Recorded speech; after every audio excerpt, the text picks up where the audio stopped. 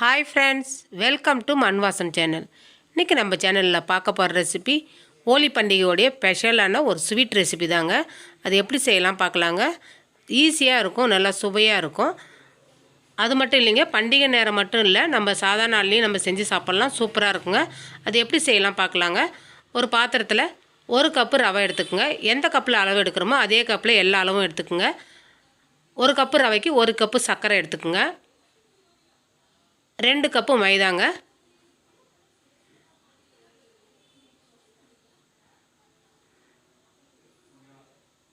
அது கூடவே 1 பிஞ்ச் உப்பு சேர்த்துங்க. ஸ்வீட் செஞ்சாலே கொஞ்சம் 1 பிஞ்ச் உப்பு சேர்த்து செஞ்சிங்கன்னா நல்லா சுவை சூப்பராக இருக்கும்.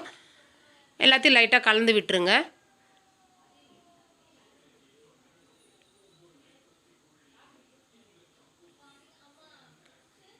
அவ்வளோதாங்க. இப்போ நான் 200 ml பால் எடுக்கிறேங்க.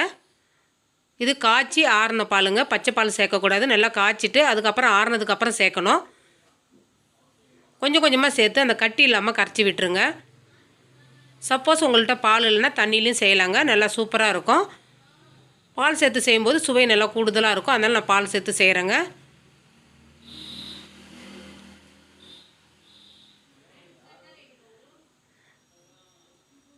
இப்போ எடைக்கணக்கில் எடுக்கிறீங்கன்னா நீங்கள் எல்லாமே ஈவனான எடையில் எடுத்துக்கோங்க.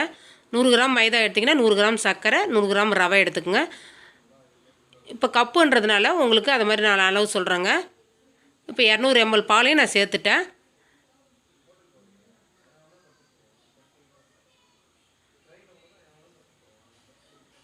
நல்லா கட்டி இல்லாத நல்லா கரைச்சி விட்டுக்கணுங்க. இப்போ பார்த்திங்கன்னா இது அதிகமாக பார்த்திங்கன்னா ஹோலி பண்டிகையில் தான் அதிகமாக செய்வாங்க. நார்த் சைட்லாம் பார்த்திங்கன்னா இந்த ஸ்வீட் இல்லாமல் ஹோலி பண்டிகையை கொண்டாட மாட்டாங்க. அவ்வளோதாங்க. இப்போ நான் 200 ml பால் எடுத்துருக்குறேங்க. இப்போ இது சேர்த்தாச்சு. இப்போ கூடுதலாக பால் இன்னும் சேர்க்கணுங்க. இது அப்படியே இருக்கட்டும், ஒரு 2 மணி நேரம் அப்படியே ஊறட்டுங்க. இப்போ 2 மணி நேரம் கழித்து நம்ம மாவு பார்க்கலாங்க. நல்லா எல்லாமே ரவெல்லாம் சேர்ந்து நல்லா ஊறி இருக்குது. நம்ம எவ்வளோக்கு எவ்வளோ ஊற வைக்கிறோமோ அந்த அளவுக்கு சாஃப்டாக உங்களுக்கு அந்த அப்பம் கிடைக்குங்க. இப்போ ஏலக்காய் தூள் சேர்த்துக்கலாங்க. ஒரு 4 ஏலக்காவை இடித்து சேர்த்துக்கலாம். அது கூடவே காஞ்ச தேங்காய் இருக்குது இல்லைங்களா, கொப்பரை தேங்காய்னு சொல்லுவாங்க, அது குட்டி குட்டியாக நறுக்கி சேர்த்துக்குங்க. இதில் நீங்கள் டெசிகேட்டட் கோகோனட் இருந்தால் கூட சேர்த்துக்கலாங்க. இது பார்த்திங்கன்னா முந்திரியும் திராட்சையும் நான் சேர்த்துருக்குறேன். இது அளவு ஒன்றும் தேவையில்லைங்க, நீங்கள் எவ்வளோ வேணாலும் தேவைப்பட்டதை சேர்த்துக்கலாம். அவ்வளோதாங்க. சேர்த்துட்டு நல்லா கலக்கி விட்டுக்குங்க. இப்போ முந்திரி திராட்சைலாம் சேர்த்ததுனால கெட்டியாக ஆயிடுச்சு இல்லைங்களா. இப்போ இந்த பதத்துக்கு நம்ம ஊற்ற முடியாது, அதனால் கொஞ்சம் பால் சேர்த்துக்கலாங்க.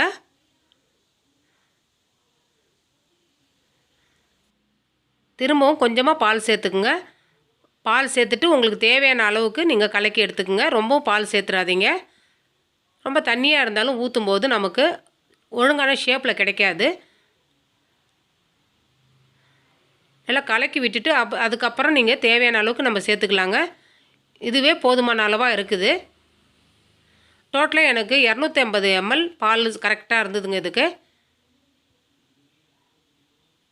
இப்போ இந்த அளவுக்கு இருக்கணும் மாவு பதம், உங்களுக்கு கரெக்டான அளவு இதான். அவ்வளோதாங்க. நம்ம அப்பத்தை ஊற்றி எடுத்துக்கலாங்க. இப்போ எண்ணெய் காய வச்சு வச்சுருக்கிறேன். ஒவ்வொரு தடவையும் நம்ம ஊற்றும்போது நல்லா கலக்கிட்டு ஒரு குழி கரண்டி எடுத்துக்குங்க. நல்லா கலக்கிட்டு ஒரு கரண்டி மாவு எடுத்துக்குங்க. வானல் நடுவில் ஊற்றணுங்க. நல்லா மேலே தூக்கி ஊற்றும்போது உங்களுக்கு அதுவே ஷேப்பாக அழகாக ரவுண்டாக வந்துடும். ஒவ்வொரு அப்பமாக ஊற்றி எடுங்க. ஊற்றுனதும் அதில் எதுவுமே டச் பண்ணாதீங்க. கொஞ்சம் எண்ணெய் எடுத்து நம்ம சுடு எண்ணெய் எடுத்து அது மேலே தெளிக்கும் போது உங்களுக்கு நல்லா உப்பி வருங்க.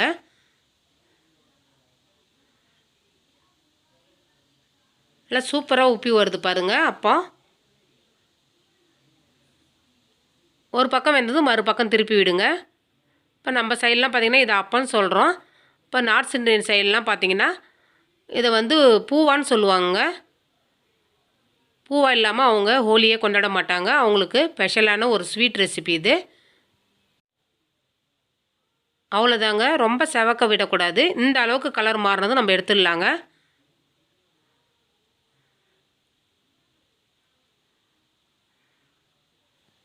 நீங்கள் அடுப்பை ஹை ஃப்ளேமில் வச்சிங்கன்னா ரொம்ப தீஞ்சிடுங்க. நம்ம பால்லாம் சேர்த்துருக்கிறதுனால தீஞ்சிடும். அடுப்பை வந்து மீடியம் ஃப்ளேம்லேயே வச்சுட்டு அழகாக சுட்டு எடுங்க. சூப்பராக உங்களுக்கு ரெடி ஆகிடும். அவ்வளோதாங்க, ரெடி ஆகிடுச்சு. அதில் எக்ஸ்ட்ரா இருக்கிற எண்ணெயை வடிகட்டிட்டு எடுத்துட வேண்டியதாங்க.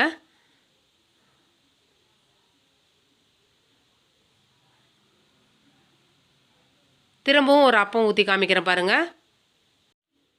ரொம்ப ஈஸிங்க. மாவுலாம் கலந்துட்டிங்கன்னா ரொம்ப ஈஸி, டக்குன்னு போட்டு எடுத்துடலாங்க. நீங்கள் ஊற்றுனதுக்கப்புறம் அது மேலே எண்ணெய் தெளிச்சிங்கன்னா அழகாக உப்பி வரும்.